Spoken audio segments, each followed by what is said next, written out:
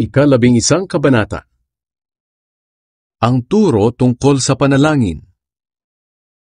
Minsan ay nananalangin si Jesus sa isang lugar. Pagkatapos niyang manalangin, sinabi sa kanya ng isa sa mga tagasunod niya, "Panginoon, turuan po ninyo kaming manalangin, katulad ng ginawa ni Juan sa mga tagasunod niya."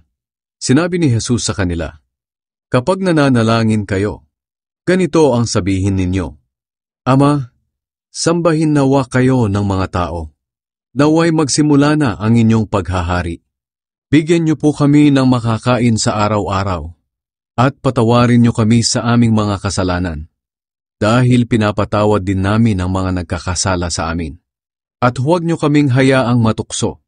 Pagkatapos sinabi niya sa kanila, "Halimbawa pumunta kayo sa kaibigan ninyo isang hating gabi, at sinabi sa kanya, Kaibigan, pahiram naman diyan ng 3 tinapay, dahil dumating ang isang kaibigan ko na galing sa paglalakbay at wala akong maihain sa kanya."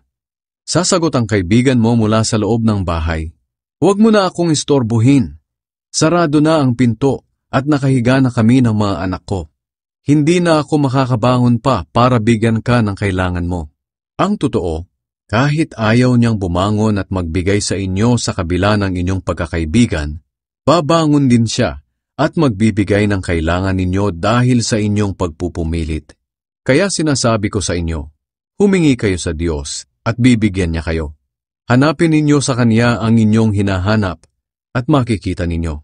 Kumatok kayo sa Kanya at pagbubuksan kayo. Sapagkat ang lahat ng humihingi ay nakakatanggap, ang naghahanap ay nakakakita, at ang kumakatok ay pinagbubuksan. Kayong mga magulang, kung ang anak nyo ay humihingi ng isda, ahas ba ang ibibigay ninyo? At kung humihingi siya ng itlog, alakdan ba ang ibibigay ninyo? Kung kayong masasama ay marunong magbigay ng mabubuting bagay sa mga anak ninyo, gaano pa kaya ang inyong Amang nasa langit? Ibibigay niya ang banal na espiritu sa mga humihingi sa Kanya. Si Jesus at si Satanas. Minsan, pinalayas ni Jesus ang isang masamang espiritu na sanhi ng pagkapipi ng isang lalaki. Nang lumabas na ang masamang espiritu, nakapagsalita ang lalaki. Namangha ang mga tao. Pero may ilan sa kanila ang nagsabi, "Si Satanas na pinuno ng masasamang espiritu ang nagbigay sa kanya ng kapangyarihang magpalayas ng masasamang espiritu." Ang iba naman ay gustong subukin si Jesus, kaya hiniling nilang magpakita siya ng himala mula sa Diyos bilang patunay na sugos siya ng Diyos. Pero alam niya ang kanilang iniisip, kaya sinabi niya sa kanila, "Kung ang mga mamamayan ng isang kaharian ay nagkakawatak-watak at nag-aaway-away, mawawasak ang kahariang iyon. Ganoon din ang mangyayari sa isang tahanang ang nakatira ay nag-aaway-away. Kaya kung si Satanas at ang mga kampo niya ay nagkakahati-hati at nag-aaway-away, paano mananatili ang kaharian niya? Tinatanong ko ito sa inyo, dahil sinasabi ninyo na nagpapalayas ako ng masasamang espiritu sa pamamagitan ng kapangyarihan ni Satanas. Kung si Satanas nga ang nagbigay sa akin ng kapangyarihang magpalayas ng masasamang espiritu, sino naman ang nagbigay sa mga tagasunod ninyo ng kapangyarihang makapagpalayas din ng masasamang espiritu? Sila na rin ang makapagpapatunay na mali kayo. Ngayon, kung nagpapalayas ako ng masasamang espiritu sa pamamagitan ng kapangyarihan ng Diyos, nangangahulugan ito na dumating na sa inyo ang paghahari ng Diyos. Kung ang isang taong malakas at armado ang nagbabantay sa kanyang bahay, ligtas ang mga ari-arian niya. Pero kapag sinalakay siya ng isang taong mas malakas kaysa sa kanya, matatalo siya at kukunin nito ang mga armas na inaasahan niya at ipapamahagi ang mga ari-arian niya. Ang hindi kumakampi sa akin ay laban sa akin, at ang hindi tumutulong sa pagtitipon ko ay nagkakalat.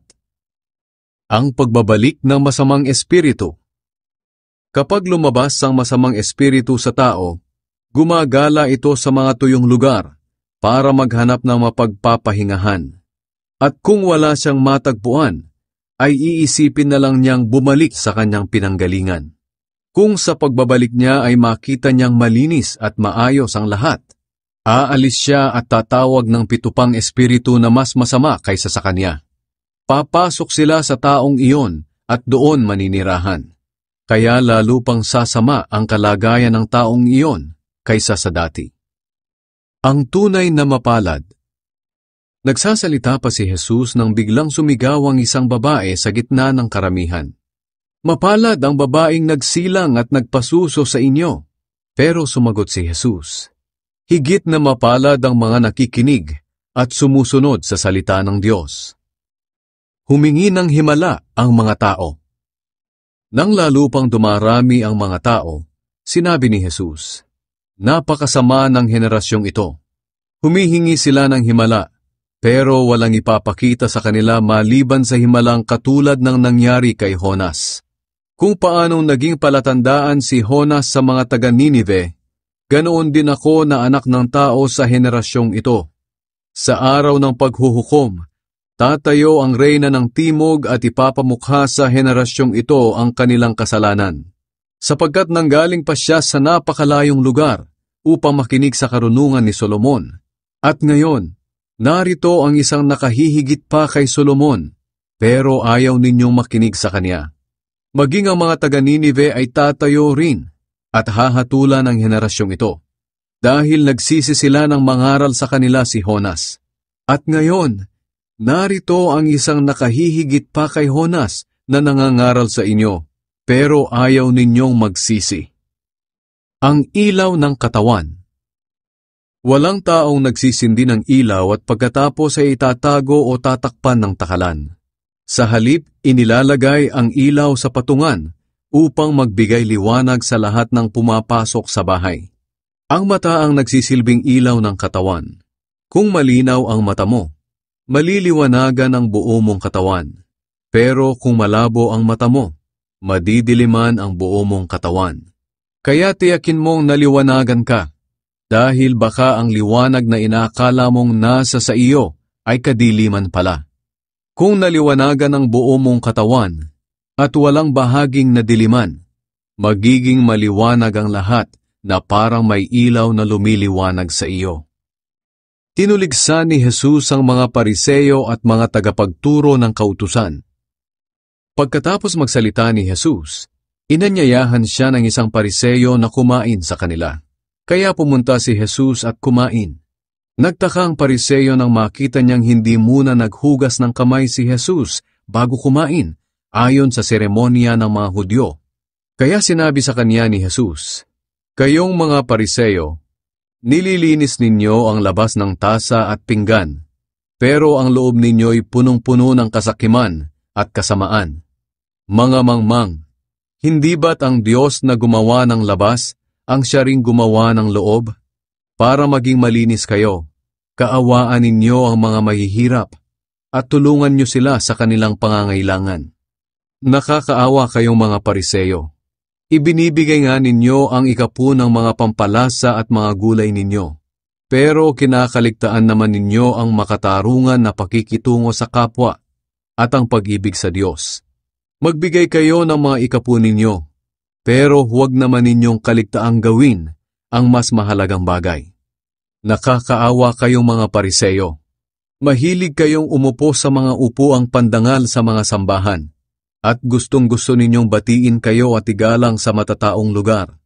Nakakaawa kayo, sapagkat para kayong mga libingang walang palatandaan, at nilalakaran lamang ng mga tao nang hindi nila nalalaman.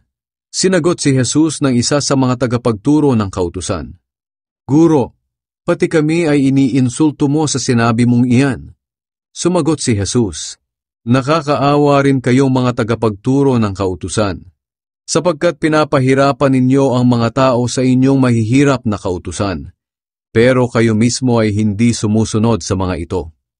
Nakakaawa kayo, pinapaayos ninyo ang mga libingan ng mga propetang pinatay ng inyong mga ninuno, kaya kayo na rin ang nagpapatunay na sang-ayon kayo sa ginawa nila.